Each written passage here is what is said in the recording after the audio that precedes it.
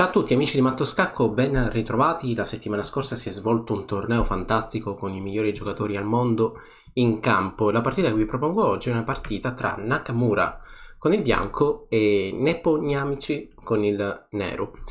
La partita è andata così, quindi una difesa siciliana, una delle linee principali in cui il bianco chiaramente gioca il cavallo in F3 con la chiara intenzione di cercare di spingere in D4 quanto prima. Non mi dilungherò troppo nella parte iniziale, il nero risponde con E6 e E6 vuole rientrare nella variante Polsen, quindi arriva D4, catturo e a questo punto cavallo C6. C'è da dire che molte volte il nero preferisce giocare cavallo F6 piuttosto che cavallo C6 per obbligare il bianco a giocare cavallo C3, perché su cavallo F6 chiaramente attacchiamo un pedone centrale che potrebbe essere difeso con il cavallo e poi quella magari è anche la scelta migliore. Per quale motivo? Giocando cavallo C6 il bianco non ha la necessità di difendere il pedone centrale e allora a questo punto potrebbe continuare con C4. C4 è una di quelle mosse fastidiose che spesso il bianco potrebbe creare per rendere molto più difficile la spinta del pedone nero in D5.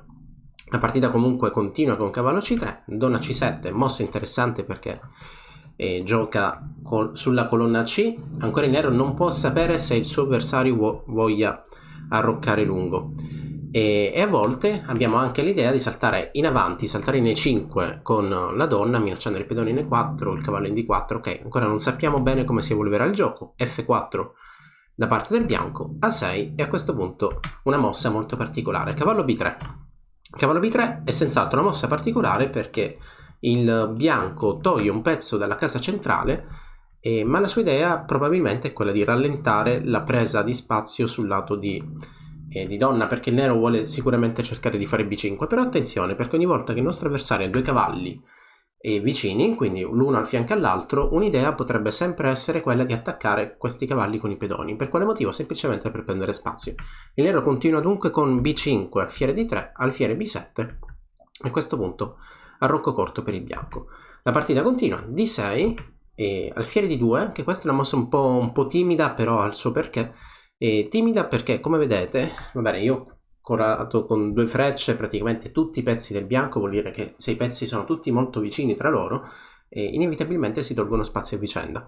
E quindi alfiere D2 non è poi la mossa più precisa. Magari il bianco qui vi dico che probabilmente deve, dato che ha un vantaggio di sviluppo, è già riuscito ad arroccare, dovrebbe cercare di insistere con la spinta F5 con la chiara intenzione di attaccare quanto prima il re avversario. Questo senz'altro è il piano migliore e anche molto lineare con l'apertura. Alfiere D2 è una mossa un po' timida, è chiaro che è una mossa di sviluppo, però non porta poi a molto. Immagino che il bianco non ha voluto giocare alfiere 3 per evitare un possibile salto futuro del cavallo in G4, che chiaramente adesso non è possibile per via della donna, però in futuro potrebbe essere una mossa spiacevole da ricevere. La partita continua, donna F3, alfiere 7, torre A E1, preparando probabilmente entrambe le spinte, ma adesso vediamo il perché di quello che dicevo prima. I due cavalli che sono l'uno a fianco all'altro spesso danno al nostro avversario l'idea di poterli attaccare. Dunque arriva B4, il cavallo è sotto attacco, deve spostarsi e ancora il nero insiste. Arriva A5 con la chiara intenzione di giocare A4, che è poi la mossa ottenuta in partita, e magicamente il nero con certezza possiamo affermare che ha più spazio. Ha più spazio perché è riuscito a superare la metà scacchiera con due pedoni. Questo gli garantisce più spazio. Adesso è il momento di provare a prendere l'iniziativa. È cavallo D4, la mossa della partita riesce in questo perché attacca sia il pedone C2, ma guadagna quel tempo importante contro la donna. Dato che il pedone C2 è sotto attacco due volte, c'è anche la donna nera che da lontano guarda quel pedone, non resta altro da fare che tornare indietro per difendere. E allora, come notiamo, i pezzi del bianco sono ancora tutti a contatto tra loro. Quindi, come vedete, il bianco è come se stesse giocando una partita, vi dico, di Fischer Random, che è una variante del gioco degli scacchi dove tutti i pezzi vengono invertiti sulla prima traversa e poi inizia il gioco. Effettivamente tutti i pezzi del bianco si tolgono spazio a vicenda e questa posizione il nero sta senz'altro meglio. Il nero ha più spazio, ha superato la metà scacchiera con un pedone, due pedoni e anche questo forte cavallo al centro, e allora bisogna cercare di tenere sotto controllo le minacce avversarie.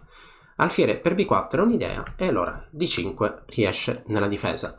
Nell'apertura siciliana, qualsiasi variante voi giochiate o comunque state affrontando, il vostro avversario, il nero, cercherà sempre di realizzare la spinta in D5. In quale condizione? Quando questa spinta sarà sostenuta da un pezzo leggero che sarà lì pronto a ricatturarlo. E5 sulla scacchiera, cavallo E4, mossa molto interessante. Cavallo D7 sembra senz'altro più naturale. Cavallo D7 con l'idea, chissà in futuro, di saltare in C5 per poi attaccare. Però la scelta del nero, la scelta di Nepo è veramente interessante. Vediamo un po' cosa succede. I più attenti si accorgeranno che questa casa è controllata 3 volte ma difesa 2 volte dal nero, quindi dopo una serie di cambi la posizione che otterremo sarà questa qui. È chiaro che qui il bianco ha perso, o meglio il bianco ha guadagnato un pedone, quindi qui il nero deve cercare di pareggiare il materiale all'interno della scacchiera e l'unico modo per farlo è senz'altro questa mossa. Ed è quindi la domanda potrebbe essere, quindi adesso la domanda è questa qui: il bianco ha ottenuto qualche vantaggio raggiungendo questa posizione, sì o no? Analizzando con attenzione ci rendiamo conto che il vantaggio di spazio del nero è ancora presente. Questo cavallo in C2 crea problemi, l'unica possibilità per cui il nero possa rischiare dei problemi è il fatto che il suo re sia ancora al centro, però presto cercherà di roccare corto. Anche in questa posizione possiamo con certezza affermare che il bianco stia peggio, perché il nero con facilità cercherà di fare magari B3 per aumentare il suo controllo di spazio, forse A3, o comunque sia nel momento in cui arrocca avrà mosse facili da realizzare. Vi faccio un esempio, quindi faccio una mossa qualunque da bianco, arrocco corto e poi le due torri chiaramente occuperanno le due colonne libere, cosa che il bianco ha difficoltà a fare. Tornando invece alla partita, dopo cavallo E4 il Nakamura non era d'accordo nel cambio nel cavallo centrale e quindi giocò cavallo E2. Se intendi migliorare la comprensione del tuo gioco, allora vienici a trovare all'interno dell'Accademia di Matto Scacco. Ma a questo punto il nero riesce a prendere l'iniziativa. In che modo? Cavallo F5. Cavallo F5 è una mossa molto interessante perché è vero che togliamo un cavallo dal centro, quindi si potrebbe intuire che abbiamo peggiorato la posizione del cavallo, ma l'idea reale è occupare quanto prima questa diagonale. Quindi occupare la diagonale per cercare di attaccare e creare minacce immediate all'avversario. Tra l'altro ci sono anche delle idee curiose che adesso vi mostrerò. Qui non resta altro che spostare i re per evitare che alfiere C5 possa guadagnare qualcosa. Quindi re H1 è la mossa della partita. L'idea curiosa potrebbe essere questa. Immaginiamo che il bianco faccia mosse un po' passive, il nero ha un piano vincente, perché il nero potrebbe insistere con eventualmente H5, una mossa passiva, non so, forse cavallo C1 per raggruppare la posizione, arriva H4 e qui occhio perché in alcune varianti stiamo minacciando anche scacco matto. Continua a fare una mossa casuale soltanto per rendervi l'idea, perché il tema di scacco matto potrebbe essere l'arrivo di un cavallo in C3. Quindi magari prima cambio in F2, così, poi attacco la torre si sposta e cavallo G3 porterà a una fantastica posizione in cui poi il nero riesce a dare scacco matto. Adesso è scacco a re, bisogna catturare questo cavallo e dopo la cattura siamo fortunati o comunque siamo stati bravi perché questa torre effettivamente entra subito in gioco creando la situazione di scacco matto. L'importante è che quando voi giochiate abbiate più idee in attacco, magari se avete l'intuizione di attaccare provate anche ad andare un po' oltre, quindi immaginate una posizione che conoscete, qualche idea per dare scacco matto al vostro avversario, dunque provate a crearla.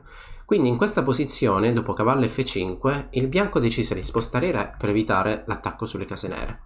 L'attacco sulle case nere arrivò comunque perché la donna in B6 attacca il cavallo. E qui c'è la scelta importante. Cavallo G4 sembra possibile, poi magari questo cavallo si dirige all'attacco, ma perderebbe l'istante perché H5 attacco il cavallo bianco che non ha alcuna ritirata perché entrambe le vie di fuga sono controllate 2 volte dal nero. Dunque la partita è continuata con cavallo H3 e alfiere H4 sulla scacchiera. Alfiere H4 minaccia la torre. Nakamura continua con alfiere C1 e allora la domanda potrebbe essere: beh, se tu mi attacchi la torre perché io non la difendo? E Nakamura non difese la torre perché dopo G3 anche qui c'è una combinazione vincente per il nero. La combinazione inizia così: questo alfiere punta indirettamente il re bianco, quindi dobbiamo cercare di liberare questa diagonale. Il modo più rapido è questo qui. Catturo l'alfiere, lui riprenderà. Io gioco scacco, quindi sto guadagnando una mossa contro il mio avversario e a questo punto questa coordinazione, che chiaramente prende il nome di batteria, è abbastanza forte e vincente, perché adesso l'ingresso non può più essere controllato, anche perché il nero minaccia ben 2 ingressi.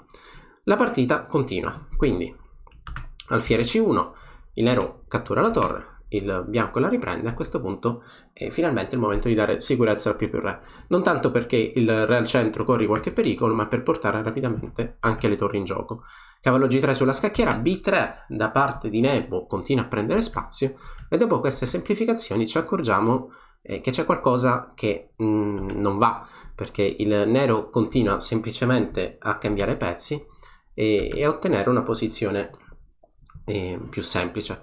Di fatto Nepo dopo F5 da parte di Nakamura, che è un tentativo per cercare di creare un attacco, e dopo la cattura Nakamura catturò, però in realtà poi decise di abbandonare, perché il nero ha tante idee in attacco. Torre in A1 attaccando su tutta la traversa potrebbe essere un'idea. Ci sono sempre dei tentativi di ingresso in F2 coordinando donna e cavallo, e così come la donna del bianco è vincolata alla difesa del pedone G3, quindi una minaccia potrebbe essere torre 1, torre per C1 e cavallo per G3, risolvendo la posizione.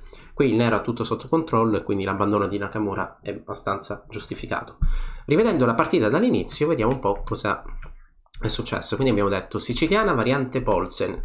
A questo punto il nero gioca donna C7 con una mossa molto particolare, e dopo A6 e B5 si verifica questa posizione, dove vi dicevo che il bianco deve fare attenzione, perché il nero vuole cercare di prendere spazio contro questi 2 cavalli. F5 sarebbe stata la mossa più corretta per cercare di sfruttare questo piccolo vantaggio di sviluppo che si è creato dopo l'apertura. Alfiere D2, cavallo F6, e questa è la partita, è il momento più importante. Il nero spinse il pedone, prese spazio, dopodiché arrivò anche l'altro pedone e il vantaggio di spazio è reale. Cavallo D4 creando una doppia minaccia, i pezzi del bianco tornano tutti indietro. D5 sulla scacchiera, a questo punto cavallo E4 è la mossa che poi di fatto porta il nero a prendere l'iniziativa, aggiungere questa iniziativa al vantaggio di spazio e poi di conseguenza ottenere una posizione vincente. Alfiere H4 sulla scacchiera, la torre non può essere difesa con G3 per via del matto che abbiamo visto, e allora il bianco perde la qualità, il nero mette il re al sicuro, dopodiché aperta la posizione arrivano le prime semplificazioni finché Nepo costringe Nakamura all'abbandono. Spero che questa partita vi sia piaciuta. Come sempre nella descrizione del video trovate maggiori dettagli. E ora, per continuare, che cosa posso fare? Beh, innanzitutto ti consiglio di iscriverti al nostro canale in modo tale da non perderti le nuove video lezioni. E poi puoi vedere il video che è stato più cliccato in questa settimana. Ci vediamo, ciao!